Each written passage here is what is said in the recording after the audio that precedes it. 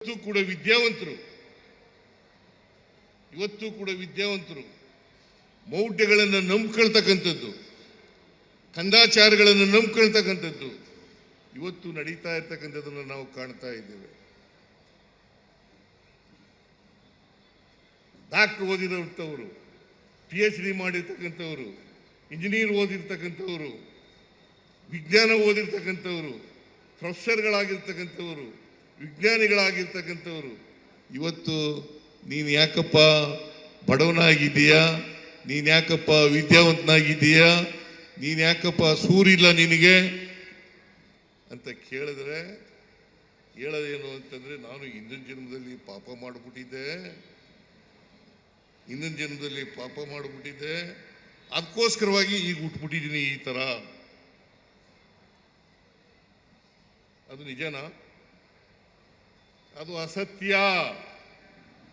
ಇದನ್ನ ಬಹಳ ಸ್ಪಷ್ಟವಾಗಿ ತಿಳ್ಕೋಬೇಕಾಗ್ತದೆ ನಾವು. ಹಿಂದಿನ ಜನ್ಮದಲ್ಲಿ ಪಾಪ, ಹಿಂದಿನ ಜನ್ಮ ಇದೆಯೋ ಮುಂದಿನ ಜನ್ಮ ಇದೆಯೋ ಗೊತ್ತಿಲ್ಲ ನಮ್ಗೆ.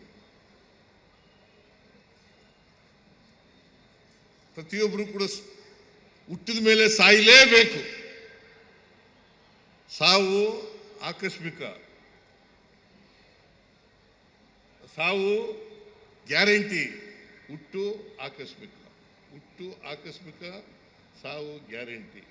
ಈ ನಡುವೆ ಇದೆಯಲ್ಲ ನಮ್ಮ ಜೀವನ, ಆ ಜೀವನ ಇದೆಯಲ್ಲ ಇದನ್ನು ಸಾರ್ಥಕ ಮಾಡ್ಕೊಳ್ತಕ್ಕಂಥ ಪ್ರಯತ್ನವನ್ನು ಮಾಡಬೇಕಾಗ್ತದೆ. ಅದಕ್ಕೆ ನಮಗೆ ಎಂಥ ವಿದ್ಯೆ ಸಿಗಬೇಕಪ್ಪ ಅಂತಂದ್ರೆ, ವೈಜ್ಞಾನಿಕವಾಗಿರ್ತಕ್ಕಂಥ ವೈಚಾರಿಕತೆಯಿಂದ ಕೂಡಿರ್ತಕ್ಕಂಥ ವಿದ್ಯೆ ನಮಗೆ ಸಿಗಬೇಕು. ವೈಚಾರಿಕವಾದ ವಿದ್ಯೆ ಸಿಗದೆ ಹೋದರೆ ವಿದ್ಯಾವಂತರಾದದಕ್ಕೂ ಪ್ರಯೋಜನ ಆಗಲ್ಲ ಅಲ್ವಾ? ಹಣೆ ಬರನೆ ನಂಬ್ಕೊಂಡ್ರೆ, ಈಗ ದೇವರು ಯಾರಪ್ಪ ಹಣೆಯಲ್ಲಿ ಬರೆಯೋರು? ದೇವರು ಬರೀತಾನೆ ಅಂತ ಹೇಳೋದು, ಬ್ರಹ್ಮ ಬರೆದು ಬಿಡ್ತಾನೆ ಅಂತ ಹೇಳೋದು. ಬ್ರಹ್ಮ ನನ್ನ ಮಾತ್ರ ಲಾಯರ್ ಅಂತ ನಮ್ಮ ಮನೆಯಲ್ಲಿ ಬರೆದು ಬಿಟ್ಟಿದ್ದಾನ. ನನ್ನ ತಮ್ಮನಿಗೆ ಅವ ಅವಿದ್ಯಾವಂತ, ನೀನು ಓದಲೇ ಶಾಲೆಗೆ ಹೋಗ್ಬೇಡ ಅಂತ ಬರೆದ್ಬಿಟ್ನ. ಹಂಗೆ ಬರೆಯಕ್ಕೆ ಸಾಧ್ಯನೇ ಇಲ್ಲ ಅಲ್ಲ, ಬರೀತಾನ ಹಂಗೆ. ಆದರೆ ನಂಬ್ಕೋತೀವಿ ನಾವು, ಹಣೆಯಲ್ಲಿ ಬರೆದಿರೋದಪ್ಪ, ನಾವೇನು ಮಾಡೋದು? ಹಣೆಯಲ್ಲಿ ಬರೆದು ಬಿಟ್ಟಿರೋದು ವಿಧಿ, ಹಣೆಯಲ್ಲಿ ಬರೆದು ಬಿಟ್ಟಿದ್ದಾನೆ. ಯಾರ ಹಣೆಯಲ್ಲೂ ಏನೂ ಬರೆದಿರಲಿಕ್ಕೆ ಸಾಧ್ಯ ಇಲ್ಲ. ನಾವು ಹುಟ್ಟಿದ ಮೇಲೆ ಸಮಾಜಮುಖಿಯಾಗಿದ್ದೀವಾ ಇಲ್ವಾ ಅಂತಕ್ಕಂಥದ್ದು ಬಹಳ ಮುಖ್ಯ. ಮನುಷ್ಯತ್ವ ಇದೆಯಾ ಇಲ್ವಾ ಅಂತಕ್ಕಂಥದ್ದು ಬಹಳ ಮುಖ್ಯ.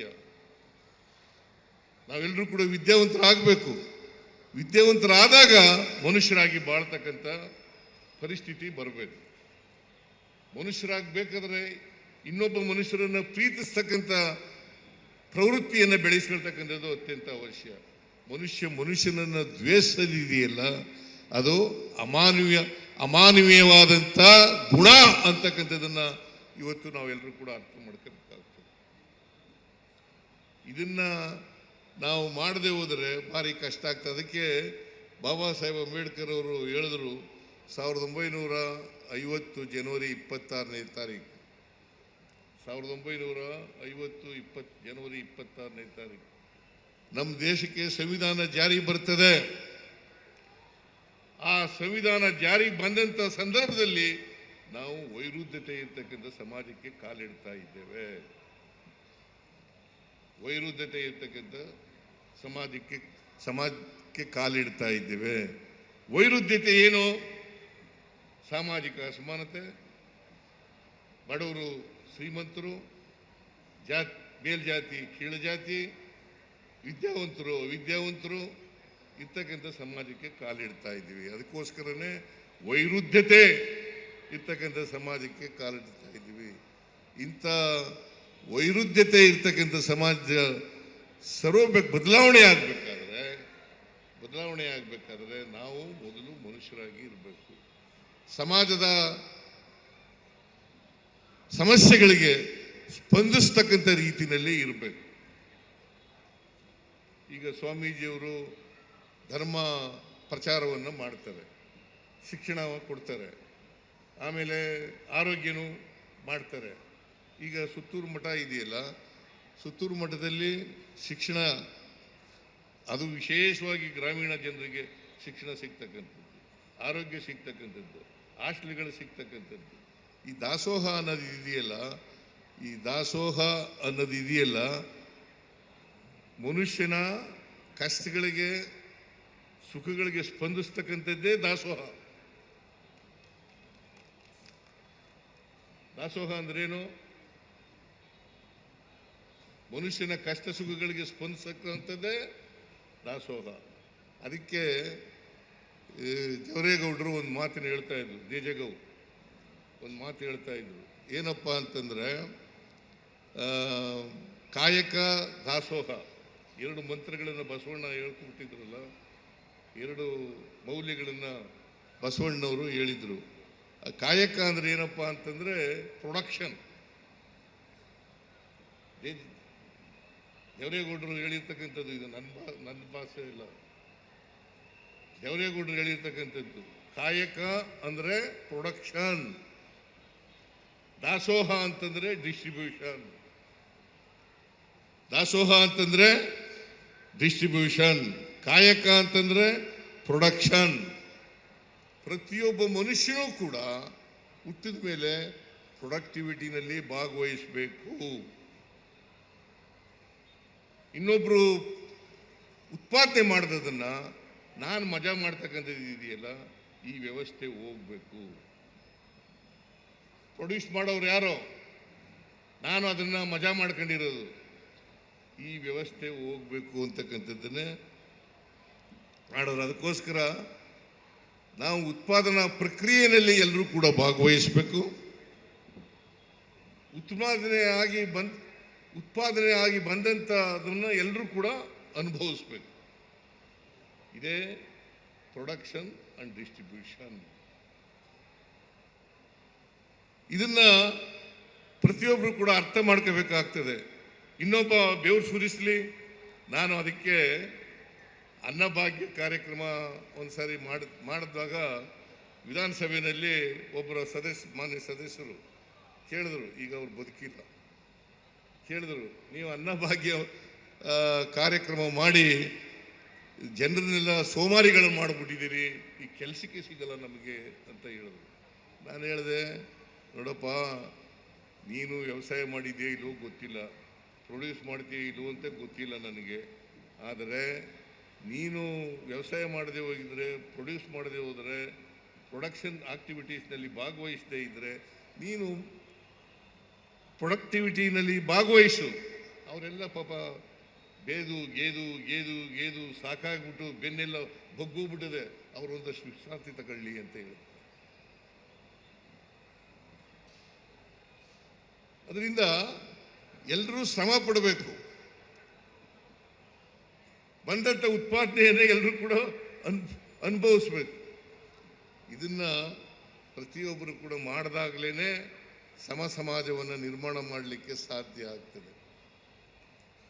ಅದಕ್ಕೆ ಅಂಬೇಡ್ಕರ್ ಅವರು ಒಂದು ಮಾತನ್ನ ಏನು ಹೇಳ್ತಾರೆ ಅಂತಂದ್ರೆ,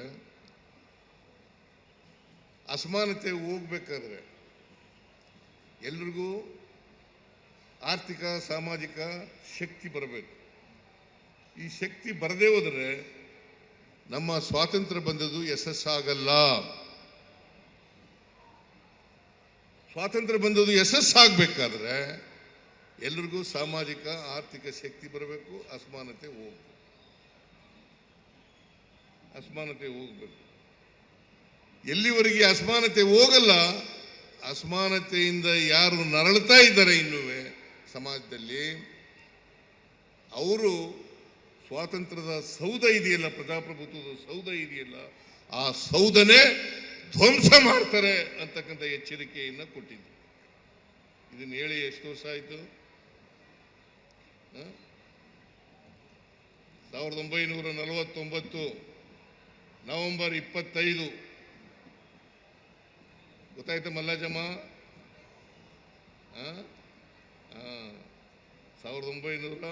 1949 ನವೆಂಬರ್ 25ನೇ ತಾರೀಕು ನಮ್ಮ ಸ್ವಾತಂತ್ರ್ಯ ಇದರ ಪ್ರಜಾಪ್ರಭುತ್ವದ ಸೌಧ ಗಟ್ಟಿಯಾಗಿ ಉಳಿಬೇಕು ಅಂತ ಅನ್ನೋದಾದ್ರೆ ಯಾರು ಕೂಡ ಅಸಮಾನತೆಯಿಂದ ನರಳಬಾರದು, ಈ ಅಸಮಾನತೆ ಹೋಗ್ಬೇಕು ಅಂತಕ್ಕಂಥ ಮಾತುಗಳನ್ನ ಅವತ್ತೇ 75 ವರ್ಷಗಳ ಹಿಂದೆ 76 ವರ್ಷ ಆಯ್ತಾ ಬಂತು, ಇನ್ನೇನು ಈಗ 76 ವರ್ಷ ಅವತ್ತೇ ಎಚ್ಚರಿಕೆ ನೀಡಿದ್ರು. ಸಂವಿಧಾನ ಕಾನ್ಸ್ಟಿಟ್ಯೂಯೆಂಟ್ ಅಸೆಂಬ್ಲಿನಲ್ಲಿ ಭಾಷಣ, ಬಾಬಾ ಸಾಹೇಬ್ ಅಂಬೇಡ್ಕರ್ ಅವರದು ಕಾನ್ಸ್ಟಿಟ್ಯೂಯೆಂಟ್ ಅಸೆಂಬ್ಲಿನಲ್ಲಿ ಭಾಷಣ, ಕೊನೇ ಭಾಷಣ ಒಂದಿನ ನಮ್ಮ ಸಂವಿಧಾನ ಅಂಗೀಕಾರ ಆಗೋದಕ್ಕಿಂತ ಮುಂಚಿತವಾಗಿ ಮಾಡಿರ್ತಕ್ಕಂಥದ್ದು. ಸಂವಿಧಾನ ಅಂಗೀಕಾರ ಆದದ್ದು 26 ನವೆಂಬರ್ 1949, ಅದಕ್ಕಿಂತ ಒಂದಿನ ಮುಂಚಿತವಾಗಿ ಭಾಷಣ ಮಾಡಿದರು.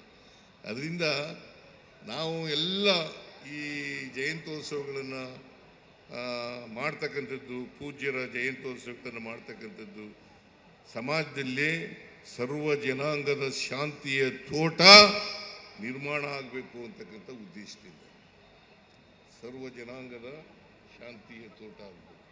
ಅದನ್ನೇ ಕುವೆಂಪು ಅವರು ಪ್ರತಿಪಾದನೆ ಮಾಡಿದ್ರು.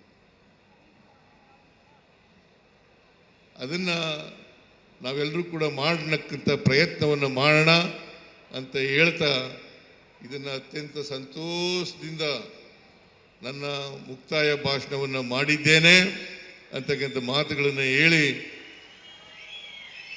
ನಿಮ್ಮೆಲ್ಲರಿಗೂ ನಮಸ್ಕಾರ ಮಾಡಿ ನನ್ನ ಮಾತುಗಳನ್ನು ಮುಗಿಸ್ತೇನೆ.